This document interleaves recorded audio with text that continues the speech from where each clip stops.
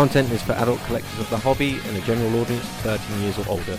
Get on Beybladers, Blade Bay X here, and I've been dying to talk to you about the new Beyblade X manga. Overall, I think everyone's been receiving this positively. There's a couple things I was curious about though that I haven't seen spoken about much, and also I really want to talk about the main theme in this issue, which has really resonated with myself. So we're immediately introduced to the top team, Team Pendragon, and their super hotshot ultimate Beyblader, Chrome Ryugu. Interesting note here that despite the first few pages being in color, Kurosu X is literally being overshadowed. Ooh, foreshadowing. Cut to Bird Kazumi battling the pro gatekeepers of the amateur arena, Team Phalanx. One of these dudes has a Beyblade called Diamond Nuts, and I need to have this Beyblade as soon as possible. There is no fun and levity with these characters. Beyblading is a serious job for them, and they train seriously every day to maintain the skill level they need to keep their jobs.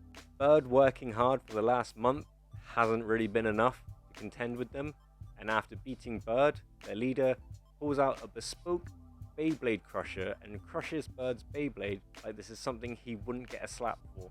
To be fair, this is a child-friendly manga, and if everything was solved with fights, there wouldn't be much reason to have Beyblades involved.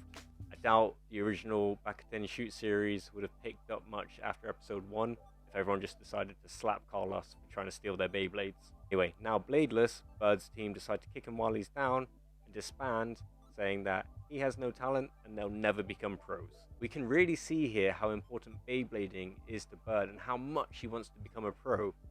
So much so that perhaps he might have lost sight of what he really wanted out of Beyblading though. We are then introduced to the extremely bright and charismatic character, Carmen X, who proceeds to tell Bird that he wants to team up with him and become pro Beybladers together as Team Persona.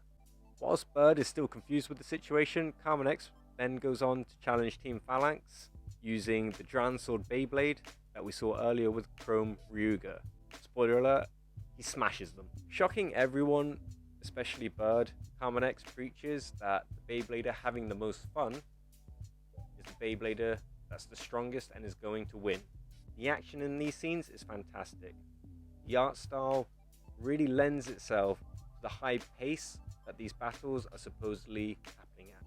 And overall, it's really exciting and it's a lot of fun seeing Bird on the sidelines doing his best Speedwagon impression. During the battle, Bird's inner monologue reminds him of the fun he used to have playing Beyblade, and that something's changed more recently since wanting to become a pro. Bird starts to understand Carmen X's message about the Beyblader having the most fun being the strongest, because the Beyblader having the most fun is going to play more, practice more, and try harder because they're enjoying themselves and doing something they're passionate about and not just turning up for another day of work. After the battle, and after wrongly guessing Carmen X's identity, it's revealed to Bird that it's actually Kurosu X, former member of Team Pendragon, under the mask. He explains that he's left Team Pendragon so he can work his way back up X Tower and challenge Chrome Ryugu himself. So these are some pretty typical Beyblade stakes here. So that pretty much recaps what happened, but something that didn't happen is we didn't get to meet Multi yet. Now this is fair enough. Introducing 2 main characters in 70 pages is plenty. But I want to know who she is. So far we have the happy go-free Goku type in Carmen X, who just loves the challenge and has fun being there. We have a protagonist in Bird who has all the passion and potential to be great, but hasn't yet learned his craft or gained the experience to be a great Beyblader. What role is Multi going to fit into with this team? It seems strongly implied that she has at least 2 different identities. So this may be a little bit on the nose, but it seems maybe Team Persona is called Team Persona because none of its members are yet to find an identity that they are truly comfortable with, and that's what we're going to discover along with them during the Beyblade X manga and anime series. I think there's a super vital message in here, no matter how cheesy it may sound. I'm sure anyone who has turned their passion into their work and source of income has suffered with spells of falling out of love with whatever your chosen field is. I can sympathize with this, Very recently, I've been through a big spell of this again. Luckily, I've always had 4Kids, anime, and manga to re-inspire me to get back at it. Thanks for tuning in, everyone.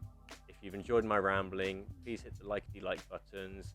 Do me a subscribe with a ding-a-ling on the bell so you don't miss any more Beyblade X content. Peace.